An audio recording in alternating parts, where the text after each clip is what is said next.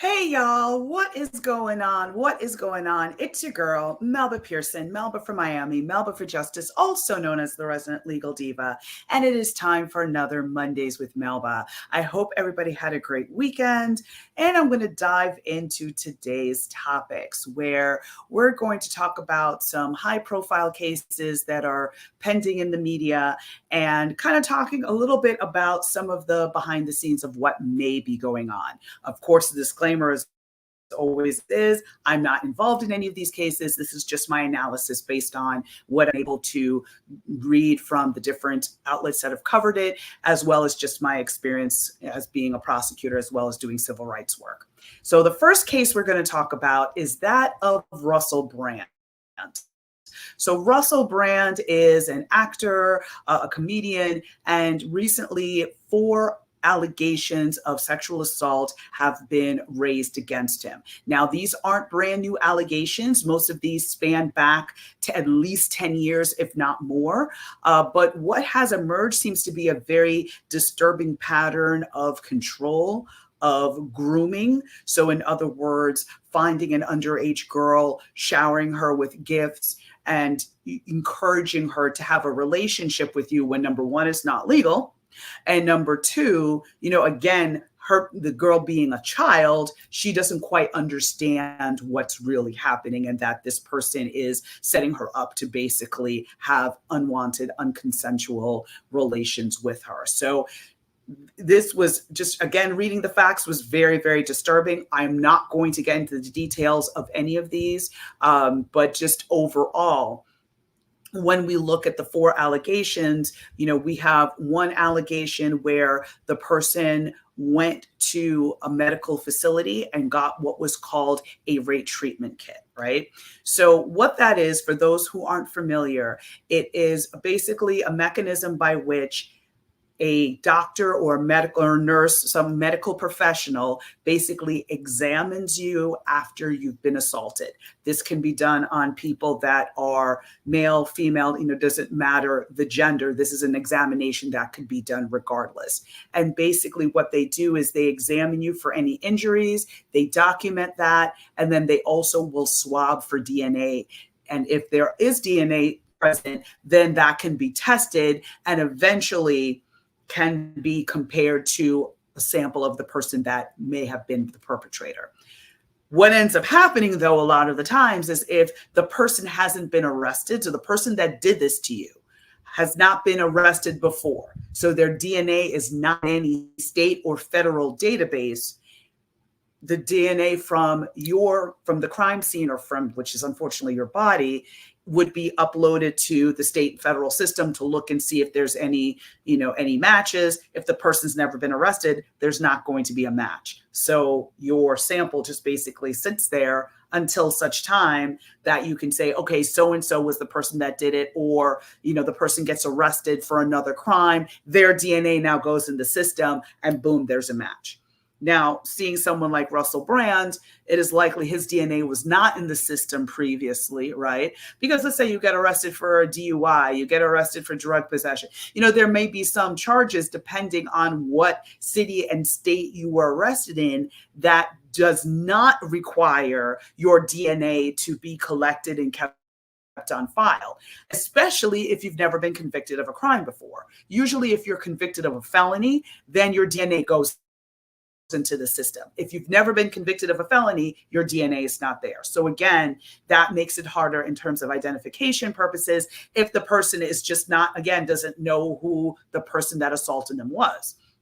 So now you have this case of a celebrity that has been alleged to have assaulted 4 people. So in at least one of those cases, there is DNA, and in all likelihood, that will link to the defendant, Russell Brand. So we'll see where that goes, because again, all of these allegations have been levied. There's more investigation. And now, as a result of the media coverage, more women have come forward saying that he has assaulted them. So now what's going to happen behind the scenes? The police, and this is all, some of this allegedly happened in the UK. One of the people that alleges that Russell Brand assaulted them was somebody who worked at BBC.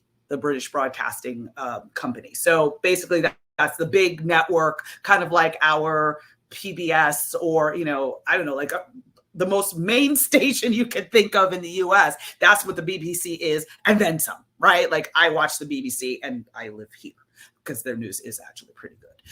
But the issue is, this person was an employee, and right before Russell Brand went on air for a particular segment, he allegedly exposed himself to her and then went on air and kind of was joking about it with the presenter. So now BBC is like, oh boy, okay, this is not a good look, right? Because again, this happened on their watch, and there was another instance where this was reported to them, as in Russell Brand engaged in inappropriate behavior, and they didn't do anything about it.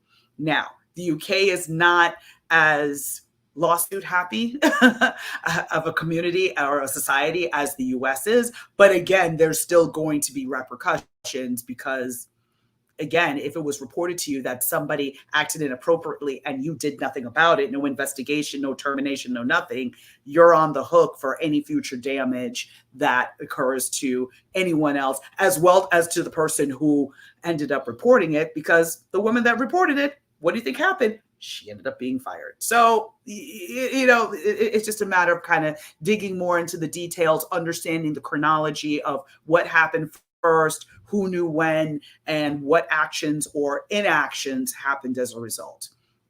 So what we can expect moving forward.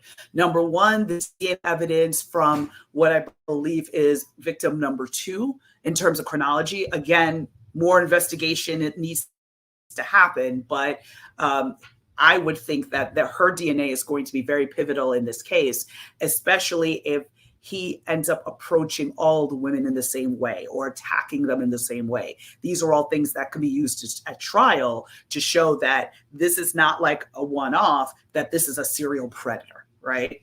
So there's that aspect. And of course, the underage child, that's going to be very critical, because again, he apparently had taught her different ways to hide their relationship, how to save his number in her phone under a girl's name so that her family wouldn't know, how to,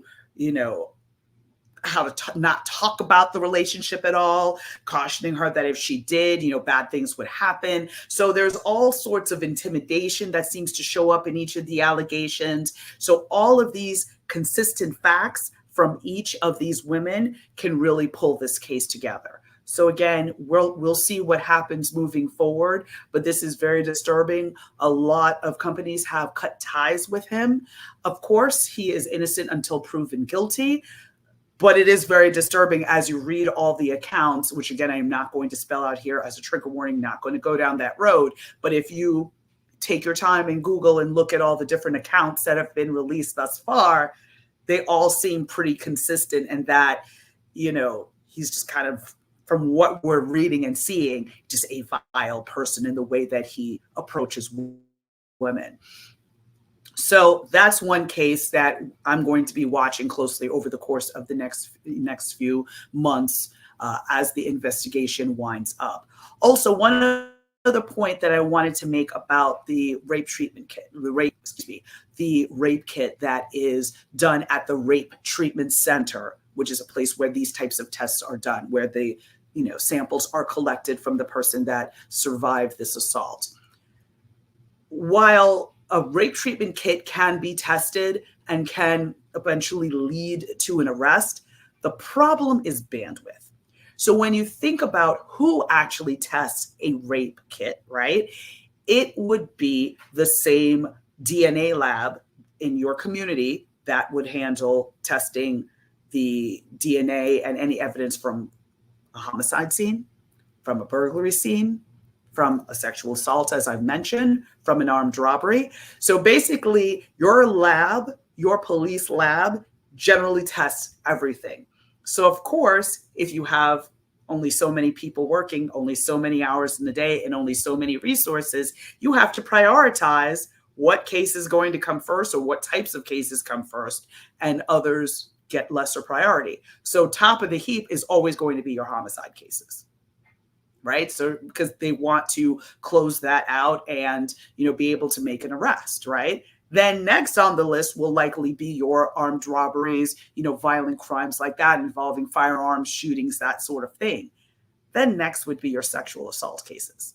So again, you end up getting this backlog where these kids end up sitting untested sometimes for years because, again, there's a lack of bandwidth, especially if you're in a community where there's a lot of homicides and other violent crimes. Those cases may end up taking priority, and those other cases like sexual assaults would be backlogged, especially if there's not a person that they believe is the perpetrator, if they just really don't know and there's no DNA to compare against. So that becomes an issue. At one point, Cy Vance, when he was the district attorney for Manhattan, ended up getting a lot of money from settlements from banks to be able to clear some of this backlog. So what he did, he went after banks, prosecuting banks for inappropriate practices. As a result of that, ended up with millions and millions of dollars in settlement money.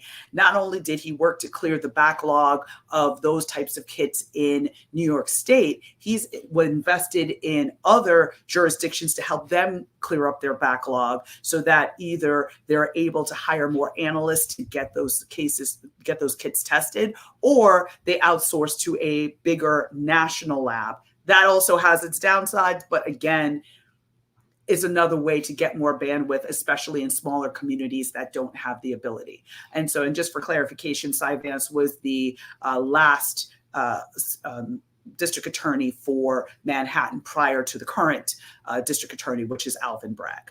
Okay, switching gears to another high-profile case going on right now. That is the case of Tupac Shakur.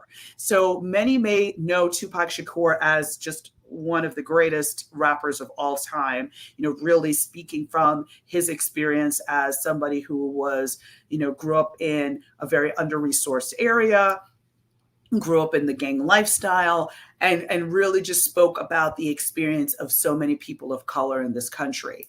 Sadly, he was gunned down just about 27 years ago, and only recently we now have an arrest in his case. So basically what happened, he was in Las Vegas in the early 90s, and he had just performed at a show. There was a boxing match. I believe it was Mike Tyson who was fighting that night. But regardless, it was a very high-profile boxing match. He was there, he being Tupac Shakur, was there with a number of his friends and entourage. Apparently a rival group that was affiliated with a different gang, a person by the last name of Anderson, went up and tried to steal the gold chain from one of Tupac Shakur's entourage. This, of course, resulted in a fight. The dude that tried to commit that theft just got a beat down. But then, of course, he was angry and wanted to retaliate against Tupac Shakur and his entourage. So what ended up happening was that 4 men jumped in a car, and eventually following Tupac Shakur and his entourage catching up to them, a gun that was in the front seat somehow made it to the back seat, and somebody sitting in the back seat opened fire, killing Tupac Shakur and, harming other people that were in the car. So what ended up happening, investigation had gone on for many years, but again, kind of the code of the street, nobody really wanted to talk. People were afraid of retaliation. There were alleged gang members involved. So folks were just keeping their mouth shut. However, in the epic tale of loose lips sink ships, the person that ended up getting arrested ended up doing a whole bunch of interviews and writing a book about his experience, about the fact that he brought a gun to the car, that he was in possession of the gun, and then somehow it ended up in the back seat. He would never speak to who actually pulled the trigger. It's believed it's a relative of his, but there were only 2 people in the back seat, so it had to be one of them. Now, the reality is the person that was the alleged gunman ended up passing away 2 years after the shooting of Tupac Shakur in an unrelated shooting. So it's one of those situations where the now defendant in this case is pretty much the last person standing from the original people that are believed to have been involved in the shooting. So the reality is his interviews, the statements that he made in the interviews, the statements that he made in the book that he wrote, led police in his direction and gave them the ammunition that they needed to get a search warrant to then go search his and his wife's house. As a result of that search, they not only found transcripts and notes that he made in preparation for some of these interviews and for the book, they also found ballistics, which means they either found a weapon or they found cartridges. So basically like the bullet, the remains of the bullet that was used in the crime. So this is going to be very, very, very interesting. So the name of the person that was arrested is Dwayne Davis. And he is the one who's going to now, looks like, is going to either take a plea or stand trial for the 1996 shooting of Tupac Shakur. Many folks believe that it was a matter of the Las Vegas police not caring about Tupac. I can't speak one way or another on that. Sometimes cases just take a long time to resolve. Right? I mean, they're cold cases that get resolved every day. And when I talk about cold cases, I'm talking about cases where the person passed away 15, 20, 30 years ago, especially with advances in DNA and things like that.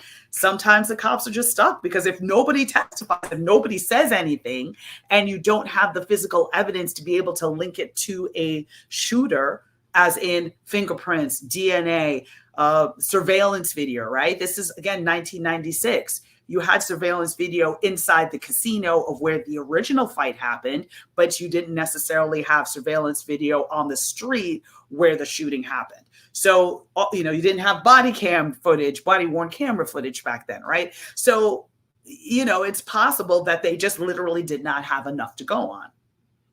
We don't know.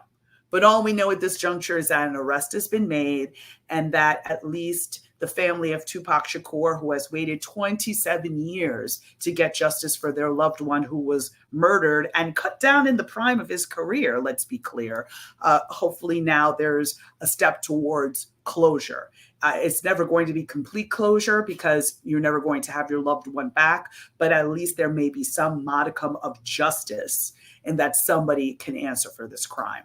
So that's another case that I'm going to be watching. I'm definitely going to keep y'all posted going to trial and what, the defenses are going to be. I mean, I don't know. The question is going to be, how strong is the state's case after 27 years? It's not easy to try a cold case, especially when memories fade. People have retired, people have passed away, etc. And he's going to say, listen, I was never the gunman. Yes, I was in the car, but, I had nothing to do with anything. I was just maybe bragging on TV and in the book. But again, if you kept making all these statements over and over again, and all of those statements were consistent, it's going to be kind of hard to say that you lied every single time. So I don't think his defense is looking really good there. So we will see.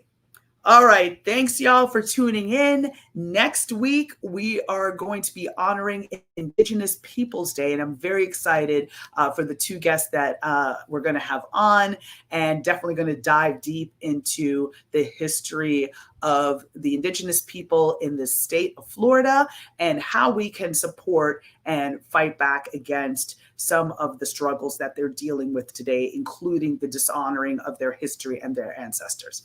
Take good care, y'all. Bye.